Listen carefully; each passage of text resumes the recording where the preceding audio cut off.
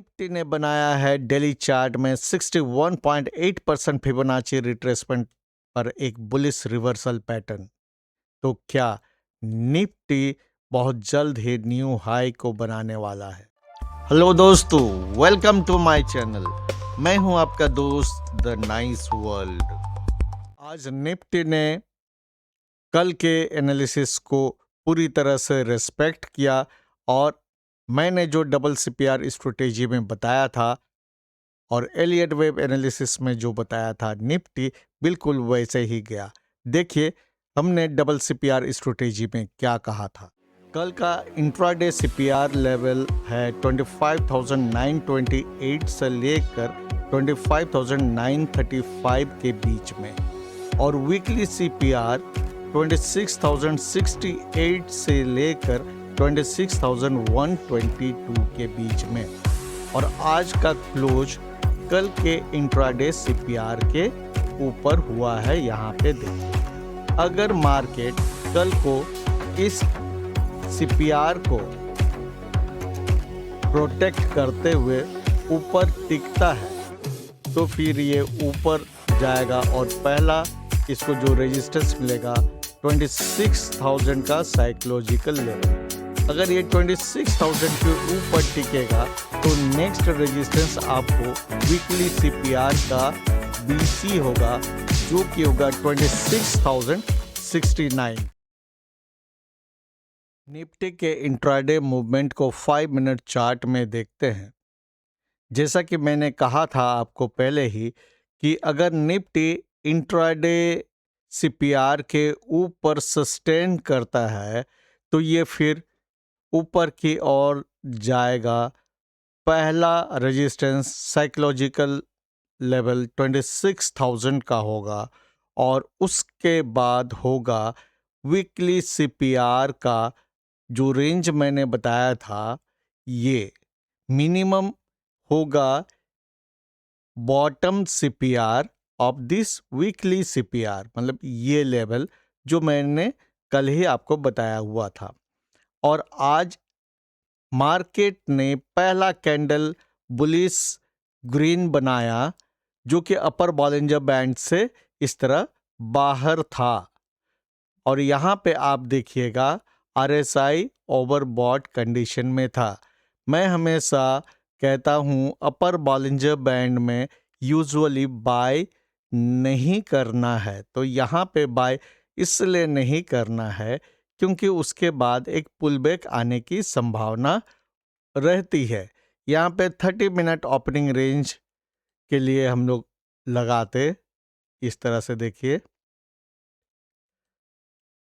ये यहाँ देखिए 1 2 3 4 5 6 ये 940 का कैंडल जो कि 30 मिनट ओपनिंग रेंज ये बना रहा है। अब इसमें देखिए अपर बॉलिंजर बैंड में आपको बाय नहीं करना है और पहले कैंडल में भी बाय नहीं करना है क्योंकि एक्सपोनेंशियल मूविंग एवरेज 5 इस ओपनिंग रेंज के अंदर ही है। तो दो तरह से ओपनिंग रेंज में हम लोग ट्रेड करते हैं, एक होता है ब्रेकआउट, दूसरा होता है फेक आउट। ब्रेकआउट जब यहाँ जैसे इस जगह में आप देखिए ये ब्रेकआउट किया कैंडल, उसके बाद एक्सपोनेंशियल मूविंग एवरेज 5 ये जो रेड लाइन आप देख रहे हैं यहाँ पर, ये यहाँ ब्रेकआउट हुआ तो और उसके साथ सुपर ट्रेंड भी ऊपर की ओर ट्रेंड कर रहा है जो ये कंफर्मेशन दे रहा है कि ये ब्रेकआउट सस्टेनेबल है। तो यहाँ पर जो ब्रेकआउट ट्रेड करते हैं वो यहाँ बाय कर सकते थे और ब्रेकआउट ट्रेड हमेशा अपर या लोअर बॉलिंजर बैंड के अलोंग होता है। डाउनसाइड का जो ब्रेकआउट जिसको ब्रेकडाउन कहते हैं वो लोअर बॉलिंजर बैंड के अलोंग होगा। अपसाइड का जो बुलिश ब्रेकआउट होता है वो अपर बॉलिंजर बैंड के साथ होगा।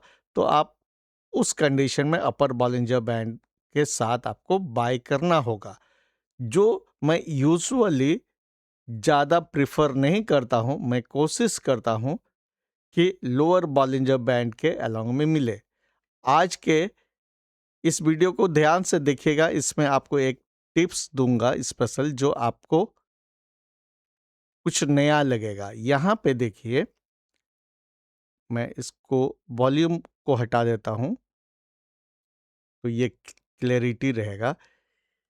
यहाँ एक पुलबैक आ रहा है, पुलबैक कहाँ तक आ रहा है इसको देखने के लिए फिबोनाची रिट्रेसमेंट हम लोग यूज करेंगे। तो यहाँ देखिए 50% फिबोनाची रिट्रेसमेंट लेवल जो कि ओपनिंग रेंज लो के साथ कोइंसाइड कर रहा है। तो यहाँ पर देखिए ये कन्फ्लुएंस हो गया और मिड बॉलिंजर बैंड, ये बैंगनी कलर का लाइन जो ऊपर जा रहा है, तो 3 सपोर्ट आपको यहाँ पर दिख रहा है। तो इस जगह में आप फेक आउट ट्रेड यानी कि ऊपर से नीचे आ रहा है तो आपको यहाँ पर बाय एंट्री करना था, यहाँ से यहाँ तक कहीं भी करते और उसका स्टॉप लॉस होता इस ओपनिंग रेंज लो के नीचे। ये मैंने आपको द नाइस वर्ल्ड स्ट्रेटेजी में, फिर ओपनिंग रेंज स्ट्रेटेजी में अलग अलग बताए हुए हैं। और इसके साथ मैंने कल के एनालिसिस में आपको डबल सीपीआर में ऑलरेडी बताया हुआ था कि अगर इंट्राडे सीपीआर के ऊपर रहता है तो हमें बुलिश साइड के ट्रेड मिलेंगे और उसको कंफर्म कर रहा है ये मूविंग एवरेज 50 जो कि अप ट्रेंडिंग है। आपको इसके अगेंस्ट में ट्रेड नहीं करना है। तो यहाँ पर आपका बाय एंट्री होता है इस जोन में, स्टॉप लॉस ओपनिंग रेंज लो के नीचे रहता और मिनिमम टारगेट जो है ये जो वीकली सीपीआर का रेंज है उसमें जो नीचे वाला है बॉटम सीपीआर ये होता। इसके बाद आप यहाँ पार्शियल प्रॉफिट बुक कर सकते थे या कंप्लीट भी कर सकते थे। अगर आप एक से ज़्यादा लॉट में ट्रेड करते हैं, एक यहाँ पर प्रॉफिट बुक करके फिर बाकी को आप नेक्स्ट इस लेवल के लिए रखते हैं। उसके अलावा अगर आप इंट्राडे लेवल का देखेंगे, ये R1, ये R2, ये R3, ये R4, तो ये बहुत ज़बरदस्त मूवमेंट आया आज और मुझे खुशी है कि कल हमने इस मूवमेंट को एक तरह से अपने एनालिसिस के जरिए काफ़ी हद तक समझ लिया था और मार्केट ने आज हमें सही साबित किया। तो ऐसे दिनों में अगर आप ट्रेड करते हैं कन्विक्शन के साथ, सही रिस्क मैनेजमेंट के साथ, तो आप over the long period profitable जरूर रहोगे। निफ्टी डेली चार्ट में अब क्लासिकल एनालिसिस करते हैं। यहाँ पे देखिए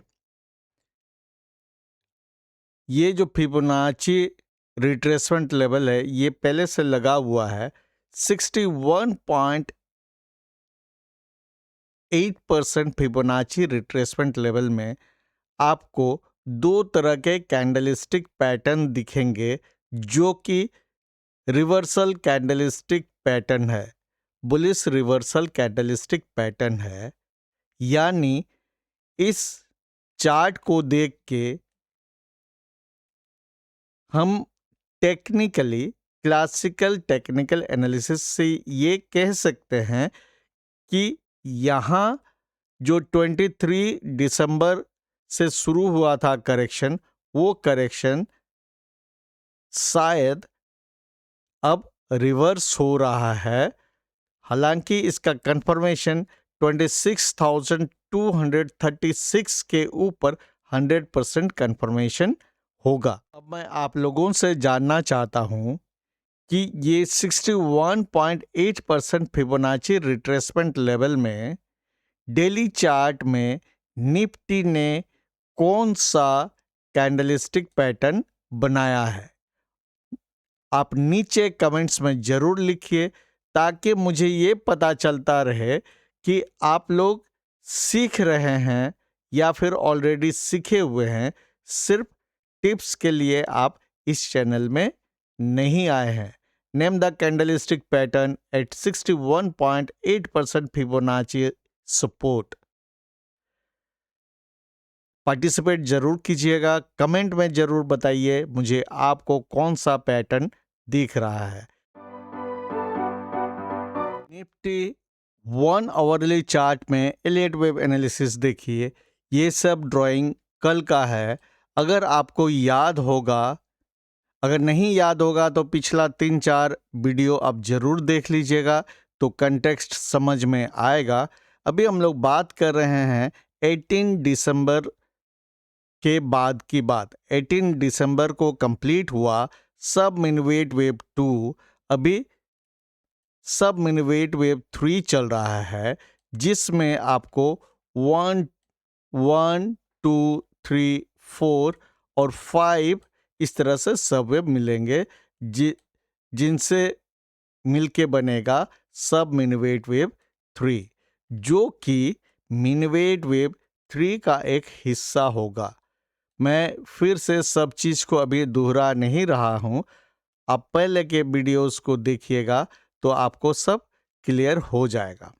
तो यहाँ पर माइक्रोवेव 1 कंप्लीट हुआ, उसके बाद जो करेक्शन हुआ ये माइक्रोवेव 2 था। अब देखिए, इसमें मैंने कल एक चीज कहा था, अगर ये हाई 26,106 के हाई के ऊपर मार्केट जाता है तो हमें ये उम्मीद होगी कि ये जो करेक्शन हम लोग देख रहे थे, ये करेक्शन खत्म हो सकता है। हालांकि कंफर्मेशन तभी मिलेगा जब हम लोग इस हाई के ऊपर 26,236 के ऊपर क्लोज करेंगे। इसको ध्यान से सुनिए, जब तक ये हाई 26,236 के ऊपर क्लोज नहीं करते हैं लगातार, तब तक ये नहीं सोच सकते हैं कि ये माइक्रोवेव 3 कंफर्म हो रहा है। ये अभी कंफर्म नहीं है, सोच सकते हैं शुरू के फेज में हो। ये वेव 3 है तो इसमें फिर आपको 5 सब वेव मिलेंगे, 1 2 3 4 एंड 5 इस तरह से, क्योंकि Elliott wave fractal in nature होता है। कल मैंने फिबोनाची रिट्रेसमेंट लगाया था इस अपमूव के लिए, आप इसको देखिए, ये 78.6% के ऊपर गया था। यहाँ अगर करेंगे तो 81% के आसपास तो जरूर ही गया था, एक करेक्शन हुआ है। तो कल आपको देखना होगा ये मूवमेंट कैसे हो रहा है, क्या ये यहाँ से एक फ्लैट करेक्शन के तौर में नीचे की ओर आएगा। हालांकि वेव 2 यूजुअली जिगजैग होता है, फ्लैट करेक्शन नहीं होता है, लेकिन एनीथिंग कैन हैपन। ऐसा कोई रूल नहीं है कि वेव 2 फ्लैट नहीं होगा और सिर्फ जिगजैग ही होगा, इस तरह का कोई स्ट्रिक्ट रूल नहीं है, इसलिए उस पॉसिबिलिटी को भी हमें ध्यान में रखना होगा। दूसरा है, आप यहाँ देखिए कि ये जो करेक्शन हुआ, ये करेक्शन 61 पॉइंट, अब मैं इसको हटा देता हूँ कुछ देर के लिए, देखिए 61.8% और 78.6% के बीच में इसने सपोर्ट लिया। और ये मैंने कल ही आपको बता दिया था कि इन्वर्टेड हैमर और मॉर्निंग स्टार पैटर्न इस जोन में बना और ये सिग्नल दे रहा है कि ये ऊपर जाने की संभावना बहुत ज़्यादा है। लेकिन जब तक इस हाई को हम लोग ऊपर की ओर नहीं तोड़ते हैं, पूरी तरह से कंफर्मेशन नहीं है। तो यहाँ पर आपको होशियारी से ट्रेड करना है। इसमें दो पॉसिबिलिटीज हो सकती है, एक कि ये पूरा इस तरह से नीचे आए, नीचे तो बहुत नीचे नहीं जाना चाहिए, इस लेवल के आसपास में कंप्लीट होना चाहिए, या फिर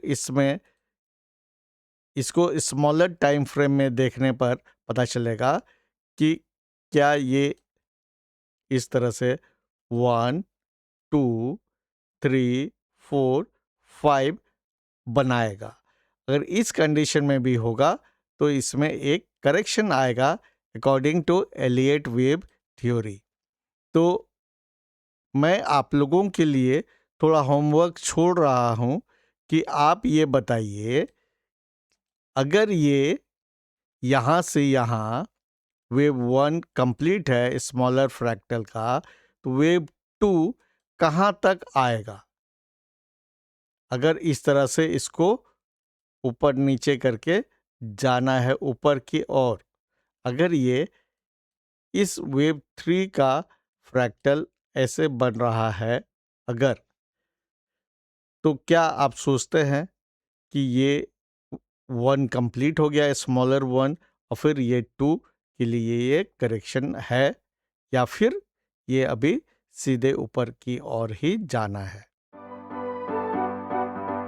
कल के लिए इम्पॉर्टेंट सीपीआर रेंज को नोट करके रखिए। वीकली सीपीआर रेंज आप ऑलरेडी जान चुके हैं, 26,068 से लेके 26,122 के बीच में है। और कल का इंट्राडे सीपीआर है 26,078 से 26,112 के बीच, यानी कल के दिन के लिए डबल सीपीआर ओवरलैप कर रहे हैं। मतलब 26,122 से लेकर 26,068 बहुत स्ट्रॉन्ग सपोर्ट जोन होगा, क्योंकि निफ्टी आज इसके ऊपर क्लोज किया है। तो कल के लिए अगर इस सपोर्ट जोन को रिस्पेक्ट करता है तो ये ऊपर ही रहेगा, और इमीडिएट साइकोलॉजिकल रेजिस्टेंस है 26,200 का।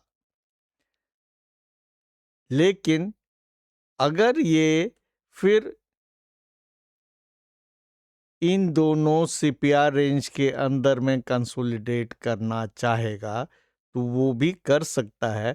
It depends upon the Elliott wave status in smaller time frame. लेकिन जिनको एलियट वेव एनालिसिस नहीं आता है, कंफर्मेशन नहीं मिल रहा है, तो आप टेंशन नहीं लीजिए। आपके लिए the nice world strategy and double CPR opening range मैंने सब बताया हुआ है। आप उनको देखिए, उनके हिसाब से अगर आप प्रॉपर रिस्क मैनेजमेंट और ट्रेडिंग साइकोलॉजी फॉलो करते हैं तो ओवर द टाइम पीरियड आप सक्सेसफुल हो सकते हैं। मैं हो सकते हैं इसलिए यूज़ करता हूँ क्योंकि ट्रेडिंग बहुत ही रिस्की है और हाईली डिमांडिंग प्रोफेशन है। ये आपके मेंटल एबिलिटी को टेस्ट करता है। साइकोलॉजिकली आप कितना स्टेबल हैं, डिसिप्लिन्ड हैं, ये उस चीज़ को टेस्ट करता है। इसमें आप खुद के कंपटीटर हैं, कोई और आपका कंपटीटर नहीं है। आप कितना डिसिप्लिन्ड हो सकते हैं क्रंच सिचुएशन में, अपने आप को आप कितना स्टेबल रख सकते हैं, ये आपसे बेहतर कोई नहीं तय कर सकता है। तो जिन लोगों के लिए ट्रेडिंग डिसिप्लिन मेंटेन करना मुश्किल होता है, वो एक्टिव ट्रेडिंग से दूर रहें, इन्वेस्टमेंट के बारे में सोचना शुरू कर दें। तो ये आपने दो रेंज नोट करके रखना है और इसके हिसाब से देखना है कल मार्केट किस और मूव करता है, और कभी भी बिना स्टॉप लॉस के ट्रेड नहीं करना है। तो उम्मीद है आज का वीडियो आपको अच्छा लगा होगा। अगर अच्छा लगा हो तो वीडियो को लाइक और शेयर ज़रूर कर दीजिएगा, और जिन दोस्तों ने अभी तक चैनल को सब्सक्राइब नहीं किया है तो चैनल को सब्सक्राइब भी ज़रूर कर दीजिएगा, ताकि आपको मिलते रहे educational knowledge about the stock market and daily Nifty analysis.